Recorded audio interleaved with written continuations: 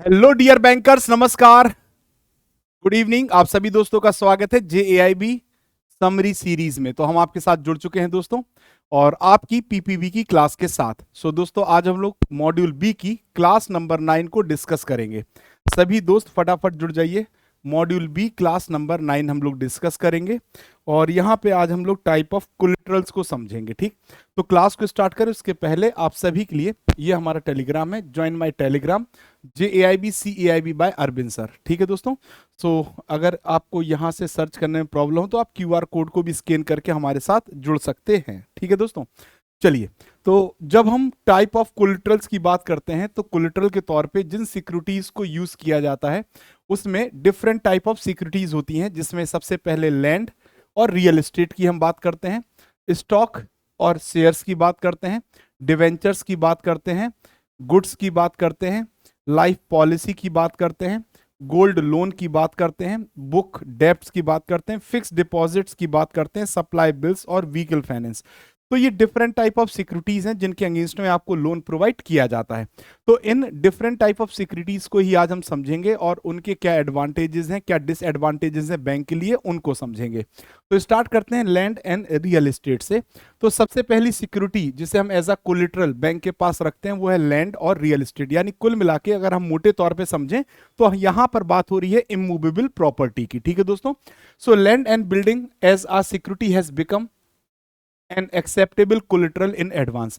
यानी अगर कोई बैंक किसी भी बोरोवर को एडवांस के तौर पर मतलब लोन या एडवांस प्रोवाइड करता है तो वहां कोलेटरल के तौर पर वो क्या लैंड और रियल एस्टेट को एक्सेप्ट करता है as a collateral security. So this type of security is not self liquidating nature. यानी ये जो सिक्योरिटी होती है ये सेल्फ लिक्विडेटिंग नेचर की नहीं होती है, यानी जिसे ये मतलब आसानी से सेल नहीं किया जा सकता। In the event of the bank wanting to sell the property for recovering its advance, अगर बैंक ये चाहता है कि वो अपने लोन की रिकवरी करने के लिए, एडवांस की रिकवरी करने के लिए प्रॉपर्टी को सेल करे, तो it can do so through the legal process. इसे आपको लीगल प्रोसेस के थ्रू ही सेल करना पड़ेगा। ठीक है दोस्तों। So normally bank have to file a suit before the civil court for recovery. तो जब भी किसी इमूवेबल प्रॉपर्टी को बैंक क्या करना चाहता है, सेल करना चाहता है, तो बैंक को पहले एक सूट फाइल करना पड़ेगा। कहां पर? सिविल कोर्ट में, जिससे कि वो अपने लोन की रिकवरी कर पाए। If the amount due in the loan account, ठीक है, इज लेस देन 20 लाख। अब देखो, अगर मान लीजिए किसी बैंक ने किसी भी बोरोवर को लोन दिया है और वो लोन अमाउंट, कौन सा अमाउंट? लोन अमाउंट अगर 20 लाख से कम है, 20 लाख से लेस है, 20 लाख से क्या है? लेस है, तो कहां जाना पड़ेगा? सिविल कोर्ट में। कहां जाना पड़ेगा? सिविल कोर्ट के थ्रू होगा। अगर वो अमाउंट, इफ वो अमाउंट 20 लाख, कितना? 20 लाख और अबव है, ठीक है, 20 लाख और अबव है, तो वहां पे आप डीआरटी का सहारा ले सकते हैं, डेप्ट रिकवरी ट्रिब्यूनल का सहारा ले सकते हैं। ठीक है दोस्तों। तो याद रखिएगा, अगर आप इमूवेबल प्रॉपर्टी की बात कर रहे हैं और आपको इमूवेबल प्रॉपर्टी के अगेंस्ट में जो लोन अमाउंट अगर 20 लाख से कम का दिया गया है, तो रिकवरी करने के लिए आपको कहां जाना पड़ेगा? पहले सिविल कोर्ट। अगर आपका लोन अमाउंट 20 लाख या उससे ऊपर है तो आप किसके थ्रू रिकवरी कर सकते हैं? डीआरटी, डेप्ट रिकवरी ट्रिब्यूनल के थ्रू। ठीक है दोस्तों। अब अगर हम बात करें लैंड और बिल्डिंग की, तो इनकी कैरेक्टरिस्टिक्स क्या होती हैं? सबसे पहले अगर हम बात करें तो हमें जब भी इमूवेबल प्रॉपर्टी के अगेंस्ट में लोन देना होगा तो हमें एग्जामिन करना होगा टाइटल टू द प्रॉपर्टी। आपको प्रॉपर्टी का टाइटल, यानी किसके नाम पे वो प्रॉपर्टी है। ठीक है दोस्तों। Document to be collected for from the mortgager, इस काम के लिए, यानी सिक्योरिटी, कोलेटरल सिक्योरिटी के अगेंस्ट में लोन देने के लिए जो भी मॉर्टगेजर होगा उससे रिक्वायर्ड डॉक्यूमेंट्स आप लेंगे, आप प्रॉपर्टी का वैल्यूएशन कराएंगे और लीज होल्ड प्रॉपर्टी के बारे में भी आप पता करेंगे। जब भी आप लैंड और बिल्डिंग के अगेंस्ट में लोन फाइनेंस करते हैं तो इसका एडवांटेज क्या होता है? वैल्यू इंक्रीज विद टाइम, यानी प्रॉपर्टी की वैल्यू समय के अनुसार बढ़ती है, और fall in the value of money, यहां पे मुद्रा की वैल्यू कम हो जाती है क्योंकि प्रॉपर्टी की वैल्यू बढ़ रही। डिसएडवांटेजेस क्या क्या है? Valuation is at time difficult, है ना, जब आप मतलब इसका वैल्यूएशन कराएंगे वो थोड़ा सा डिफिकल्ट टास्क होता है।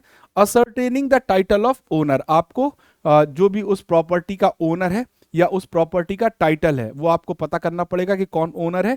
Difficult to realise the security, यानी आप उसको बेचना चाहते हैं तो बेचने में थोड़ी समस्या का सामना करना पड़ेगा। Creating a charge is costly, जब आप इमूवेबल प्रॉपर्टी पे बोरोवर से चार्ज क्रिएट कराते हैं लेंडर के पक्ष में यानी बैंक के पक्ष में, तो वो थोड़ा कॉस्टली होता है। और difficulty on account of rent control act, ठीक है। तो ये सब आपके पास कुछ एडवांटेजेस और कुछ डिसएडवांटेज हैं जिनका आपको ध्यान रखना होता है जब आप लैंड और बिल्डिंग के अगेंस्ट में क्या करते हैं, फाइनेंस करते हैं, ठीक है। अब सेकंड पार्ट, दूसरी चीज, एक और सिक्योरिटी है जिसे हम कहते हैं लाइफ इंश्योरेंस पॉलिसी। यानी यदि आप लाइफ इंश्योरेंस पॉलिसी के अगेंस्ट में बैंक फाइनेंस करता है तो वहां पे किन बातों को ध्यान में रखना होता है। तो life insurance policy are acceptable either as a primary और कोलेटरल सिक्योरिटी इन एडवांस। तो आप लाइफ इंश्योरेंस पॉलिसी को प्राइमरी और कोलेटरल सिक्योरिटी के तौर पर यूज कर सकते हैं जब भी आप एडवांस प्रोवाइड करते हैं। Before making an advance the point to be taken into the consideration are, यानी जब भी कोई भी बैंक अगर LIC के अगेंस्ट में, लाइफ इंश्योरेंस पॉलिसी के अगेंस्ट में अगर क्या करता है, एडवांस प्रोवाइड करता है, क्या प्रोवाइड करता है, एडवांस प्रोवाइड करता है, तो उसे कुछ पॉइंट्स को कंसीडर करना चाहिए। और वो पॉइंट क्या क्या है, सबसे पहला, policy must be in force and the premium paid up to date, यानी पॉलिसी आपकी चल रही हो और लास्ट जो प्रीमियम है वो भी उसका पे किया गया हो, यानी अप टू डेट प्रीमियम जा रहा हो, लैप्स ना हुई हो। The latest premium receipt must be kept on record by the bank, और जो लेटेस्ट प्रीमियम की रिसिप्ट है उसको भी उसे रिकॉर्ड में अटैच करना चाहिए। Policy should be an original, आपकी जो पॉलिसी है वो ओरिजिनल होनी चाहिए, ड्यूली स्टाम्प्ड होनी चाहिए और साइन होना चाहिए किसके द्वारा, जिस अथॉरिटी ने उसको इशू किया है। The policy should be free from restrictive और ऑनरस क्लॉज, है ना, कोई भी पॉलिसी के अंदर ऐसी कंडीशन ना हो जो रिस्ट्रिक्टिव या ऑनरस हो, जो आपको रोकती हो, है ना, ऐसा करने से, फाइनेंस करने से। The insurance company should have admitted to the age of the assured, तो यहां पे जिस व्यक्ति को आप फाइनेंस कर रहे हैं या जिस व्यक्ति के नाम पे वो इंश्योरेंस पॉलिसी है वो अस्योर्ड होनी चाहिए, मतलब उसकी एज को अस्योर्ड कौन करे, इंश्योरेंस कंपनी करे, ठीक है। तो ये बातों को आपको ध्यान में रखना है। जर्नली किन इंश्योरेंस पॉलिसीज के अगेंस्ट में हमें फाइनेंस नहीं करना चाहिए, तो उसमें आ जाता है चिल्ड्रन इंडाउमेंट प्लान, है ना, चिल्ड्रन के भविष्य के लिए जो बंदोबस्ती प्लान होता है। Policy taken out specially for purpose like state duty, यानी टैक्स से बचने के लिए जो आपने पॉलिसीज ली हैं वो। चिल्ड्रन डिफर्ड पॉलिसी के अगेंस्ट में आपको फाइनेंस नहीं मिलेगा। Policy with the nomination under section 6 of married women property act, तो ये 4 प्रकार की पॉलिसी ऐसी हैं जिनके अगेंस्ट में आप एडवांस नहीं करें। अब एडवांटेज क्या है बैंक के लिए अगर वो लाइफ इंश्योरेंस पॉलिसी के अगेंस्ट में फाइनेंस प्रोवाइड करता है, तो क्या एडवांटेज है। Life insurance business being highly regulated and permitted only to the companies having sound financial health, the banker need not doubt to realization of the policy, which will be done without any difficulty if the policy and the claim are in order। अगर किसी भी policy और उसका claim अगर सही है, ठीक है दोस्तों, तो आपको बिल्कुल भी एज अ बैंकर टेंशन नहीं लेनी है। आप आसानी से आपका पैसा अगर डिफॉल्ट होगा तो आप उस पॉलिसी से रियलाइज कर सकते हैं, बशर्ते क्यों, क्योंकि जो इंश्योरेंस बिजनेस है वो हाईली रेगुलेटेड है इंडिया में, ठीक है। और उन्हीं कंपनियों को इंश्योरेंस बिजनेस करने की अनुमति है जिनका फाइनेंशियल हेल्थ साउंड है, ठीक है दोस्तों। तो बैंक को यहां पे वरी करने की आवश्यकता नहीं होती है। The assignment of the policy in favour of the banker required very few formalities and the banker obtain a perfect title. तो अब बैंकर को पहले तो ये पता चल जाएगा पॉलिसी से कि जिस व्यक्ति को लोन दे रहे हैं क्या उसके नाम पे ही वो पॉलिसी है या नहीं, यानी पॉलिसी का टाइटल पता चल जाएगा। दूसरा, जब भी लाइफ इंश्योरेंस पॉलिसी पर चार्ज क्रिएट किया जाता है तो उसे असाइनमेंट कहा जाता है, और हमेशा चार्ज बोरोवर लेंडर के पक्ष में क्रिएट करता है। तो जो पॉलिसी होल्डर है वो पॉलिसी पे चार्ज क्रिएट करेगा किसके फेवर में, बैंकर के फेवर में, है ना। और ये आसानी से फ्यू फॉर्मेलिटीज के साथ चार्ज क्रिएट किया जा सकता है। The longer the period for which the policy has been in force, जितनी लंबी पॉलिसी होगी उतना ही अच्छा होता है। The greater the surrender value, उसकी सरेंडर वैल्यू भी उतनी ही ज्यादा होगी, ठीक है दोस्तों। The security can be realized immediately on the borrower's default of payment, जब भी borrower डिफॉल्ट करेगा लोन की पेमेंट को, उस सिक्योरिटी से आप आपको रियलाइज कर लेना चाहिए इमीडिएटली उसका अमाउंट, है ना, किस वैल्यू पे होगा, जो उसकी सरेंडर वैल्यू होगी पॉलिसी की, ठीक है दोस्तों। फिर इसके बाद आता है the policy is a tangible security. Tangible का मतलब जिसको आप टच कर सकते, महसूस कर सकते, वो पेपर होता है ना, इसलिए तो पॉलिसी आपकी टेंजिबल सिक्योरिटी होती है and is in the custody of the bank. इसे किसकी कस्टडी में आना चाहिए, बैंक के। So the banker only has to ensure that regular payment of premium is made. बस बैंकर को यह सुनिश्चित करना होता है कि जो भी इंश्योरेंस पॉलिसी उसका रेगुलर प्रीमियम पेमेंट किया जा रहा है या नहीं, ठीक है दोस्तों। अगला जो हमारा है डिसएडवांटेजेस, क्या क्या होते हैं disadvantage. If the premium is not paid regularly, अगर पॉलिसी होल्डर ने पॉलिसी का प्रीमियम रेगुलर बेसिस पे नहीं किया तो पॉलिसी हमारी क्या हो जाती है, लैप्स। और लैप्स होने के बाद उसको रीएक्टिवेट कराने में थोड़ा सा डिफिकल्टी का सामना करना पड़ सकता है। Insurance contract being contract of utmost good faith. जो इंश्योरेंस कॉन्ट्रैक्ट होता है वो good faith, utmost good faith के ऊपर किया जाता है। तो अगर एनी कोई मिस रिप्रेजेंटेशन किया गया है पॉलिसी में या कोई चीज नॉन डिस्क्लोजर है तो फिर वहां पे क्या होता है दोस्तों, मिस रिप्रेजेंटेशन और non disclosure of any particular by the assured would make the policy void, है ना। अगर अस्योर्ड ने कोई भी ये दो गलतियां की हैं तो जो पॉलिसी है वो वॉइड यानी जीरो हो जाएगी और इंश्योरर से पैसा लेना आपको मुश्किल हो जाएगा क्योंकि इंश्योरर अवॉइड कर देगा पेमेंट। फिर लिखा है द पर्सन, यानी जो पसेसर है, जिसके पास पॉलिसी है, who has obtain the policy must have an insurable interest in the life of the assured और द कॉन्ट्रैक्ट इज वॉइड, ठीक है दोस्तों। फिर एक और पॉइंट आता है द पॉलिसी में कंटेन स्पेशल क्लॉज। अगर कोई पॉलिसी ने स्पेशल क्लॉज कंटेन कर रखा है विच में restrict to the liability of the insurer, तो वो स्पेशल क्लॉज की वजह से जो लाइबिलिटी है किसकी, इंश्योरर की, वो खत्म कर देती है, ठीक है। तो ये आपके लिए कुछ डिसएडवांटेजेस हैं।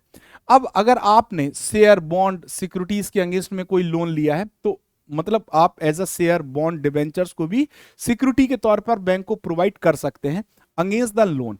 तो एडवांस अगेंस्ट शेयर्स की बात यहां पे की जा रही है और यहां से ये क्वेश्चन बहुत एग्जाम में बनता है, ठीक है दोस्तों। तो अभी हम पढ़ते हैं statutory provision regarding the grant of advance against share content section 19(2) and 3 21(a) of the Banking Regulation Act 1949 should be strictly observed। तो अगर आप शेयर बॉन्ड डिवेंचर्स के अगेंस्ट में लोन प्रोवाइड कर रहे हैं तो ये आपको अनुमति मिलती है बैंकिंग रेगुलेशन एक्ट 1949 के सेक्शन 19(2) और 3 सेक्शन 21(a) के तहत, और इसके तहत आप एडवांस प्रोवाइड कर सकते हैं। तो share held in dematerialized form should also be included for the purpose of determining the limit under the section 19(2) and 3। तो अब देखो जितने भी शेयर्स अब की बात करें तो आपको डीमेटलाइज्ड फॉर्म में शेयर्स अवेलेबल कराए जाते हैं।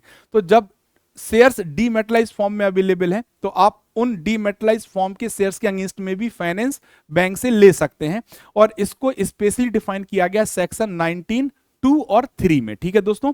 अब कितना लोन आपको मिल जाएगा, तो यहां पे पहले मैं आपको बता दूं जो आपके शेयर्स होते हैं, ठीक है, जो आपके शेयर्स होते हैं वो दो फॉर्म में आपको देखने को मिलते हैं। पहला फिजिकल फॉर्म में, जो पुराने शेयर्स हैं वो किस फॉर्म में, फिजिकल फॉर्म यानी पेपर फॉर्म में।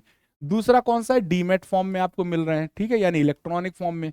तो अगर आपका कोई शेयर, अगर आप एडवांस लेने जाते हैं फिजिकल शेयर के अगेंस्ट में तो मैक्सिमम आपको अप टू 10 लाख रुपीस तक का ही एडवांस प्रोवाइड किया जाएगा। अगर आपके शेयर्स डीमेट फॉर्म में है तो आपको maximum up to 20 lakh rupees तक का ही एडवांस प्रोवाइड किया जाएगा, ठीक है दोस्तों। तो ये सीलिंग ऑन लोन, ठीक। So loan against security of shares, convertible bonds, ध्यान से सुनिएगा, convertible debentures and unit of equity oriented mutual funds, individual from the banker system should not exceed the limit of ₹10 lakh per individual if the security are held in physical form.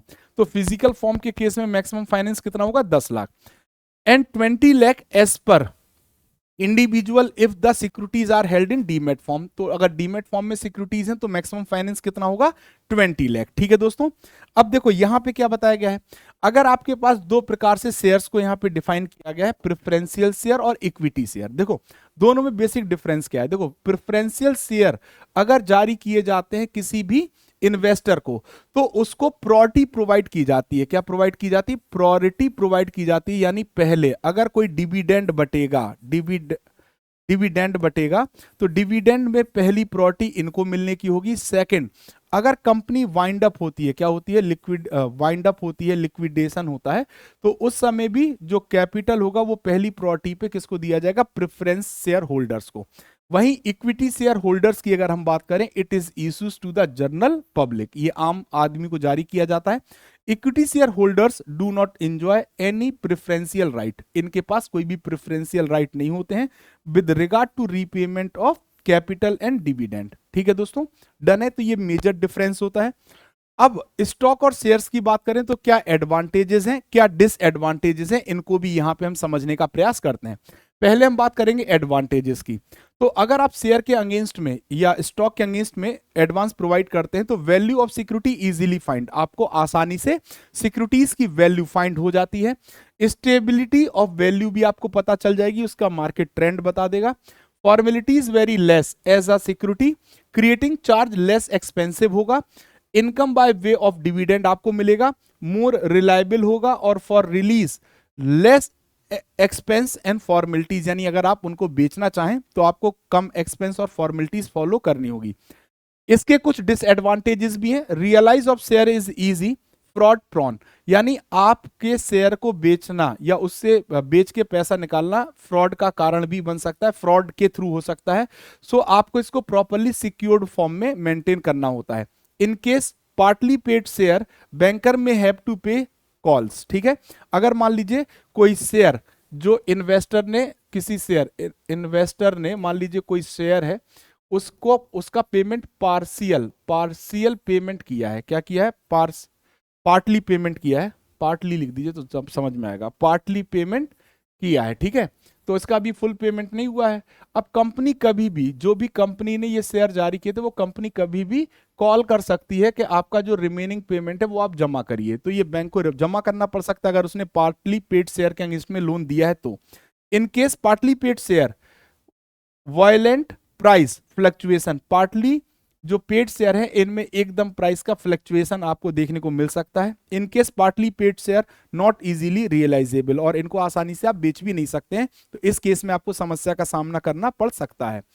अब आप debentures के against में भी advance provide कर सकते हैं। तो debentures और शेयर्स में क्या डिफरेंस होता है, पहले इसको समझ लिया जाए। डिवेंचर्स क्या होते हैं? देखो, जब हम किसकी बात करते हैं, डिवेंचर्स की, जब हम किसकी बात करते हैं, डिवेंचर्स की, किसकी बात करते हैं? डिवेंचर्स की बात करते हैं। तो डिवेंचर्स को हम लोग कहते हैं फिक्स रेट शेयर्स। क्या कहते हैं इनको हम? Fixed interest shares. ठीक है दोस्तों, अब इसका मतलब क्या है? जैसे मान लीजिए कोई कंपनी है, इस कंपनी को पैसे की रिक्वायरमेंट है, इस कंपनी को किसकी रिक्वायरमेंट है? कंपनी को पैसे की रिक्वायरमेंट है। ठीक है दोस्तों, कंपनी को पैसे की रिक्वायरमेंट है, तो कंपनी क्या करती है? मार्केट में डिवेंचर जारी कर देती है। क्या जारी कर देती है? डिवेंचर जारी कर देती है, और डिवेंचर को सिक्योर किया जाता है किसी एसेट से। एक्चुअली डिवेंचर क्या होता है? डेप्ट इंस्ट्रूमेंट होता है। क्या होता है? डेप्ट इंस्ट्रूमेंट होता है। ठीक है, अब डेप्ट इंस्ट्रूमेंट है, तो जो इन्वेस्टर होगा वो इसमें जब भी निवेश करेगा, वो इसमें क्या कर सकता है? पैसा निवेश करता है, इन्वेस्ट करता है, और इस इन्वेस्टमेंट के अगेंस्ट में ये इनको क्या करता है? Fix rate of interest provide करता है। फिक्स्ड रेट ऑफ इंटरेस्ट क्या करता है? प्रोवाइड करता है। फिक्स्ड रेट ऑफ इंटरेस्ट क्या करता है? प्रोवाइड करता है। ठीक है दोस्तों, तो इसीलिए इनको फिक्स रेट शेयर्स कहा जाता है। ठीक है, अब यहां पे इनको ओनरशिप नहीं मिलती। क्या नहीं मिलती है? ओनरशिप नहीं मिलती। ठीक है, तो जब ओनरशिप नहीं मिलती तो इनको कंपनी के ना तो प्रॉफिट से कोई मतलब होता है और ना ही कंपनी के लॉस से कोई मतलब होता है। इनको मतलब होता है फिक्स रेट ऑफ इंटरेस्ट से। ठीक है, जो इनको पीरियोडिकली पेमेंट किया जाएगा, किसके द्वारा? कंपनी के द्वारा। किसको? इन्वेस्टर को।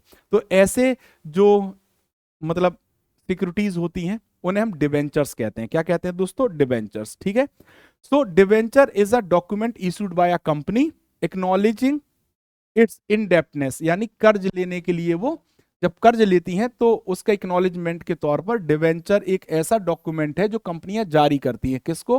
टू द बियरर और द रजिस्टर्ड होल्डर। ठीक है दोस्तों, जिन्होंने इन्वेस्ट किया। So a fixed rate of interest is payable on stated period, तो जो भी इन्होंने पीरियड बताया गया होगा उसके अनुसार ये फिक्स रेट ऑफ इंटरेस्ट पे करेंगे, किसको, डिवेंचर्स के ऊपर।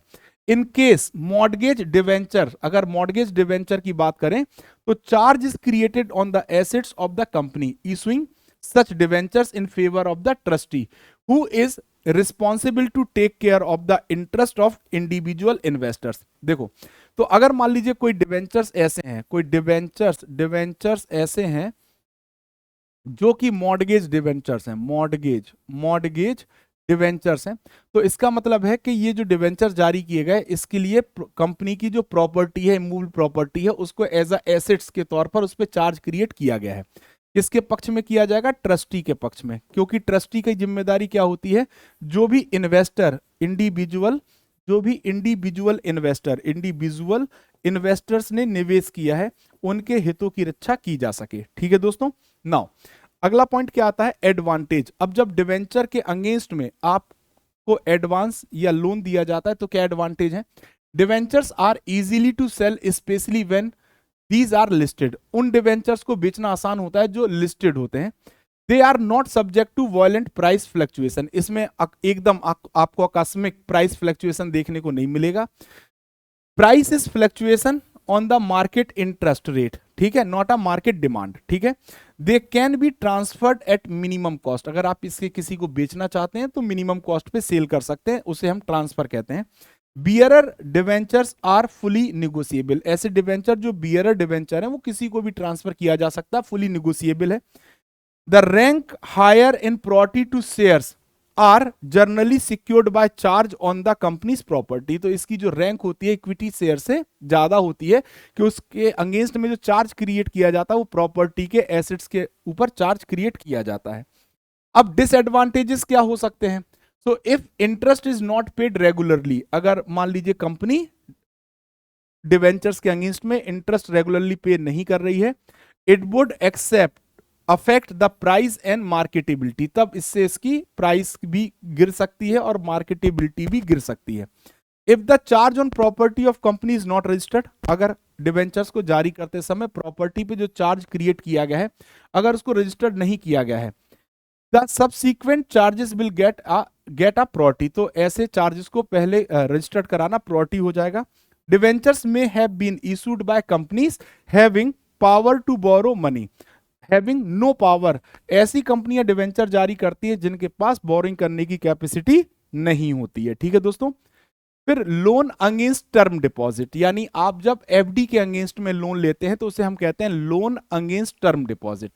Eligibility criteria for availing loan against fix deposit, क्या क्या आपके एलिजिबिलिटी क्राइटेरिया होंगे, to be eligible for a loan against FD the basic criteria is you must hold a fixed deposit with the bank you are availing the loan from and any of below given individual entities can avail the loan।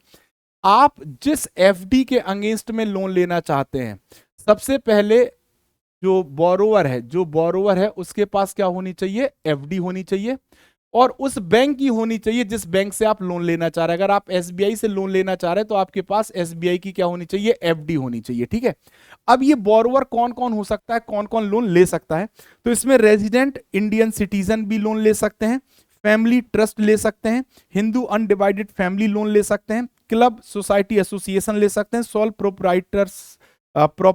प्रोप्राइटरशिप्स group companies और partnership firm भी loan ले सकते हैं।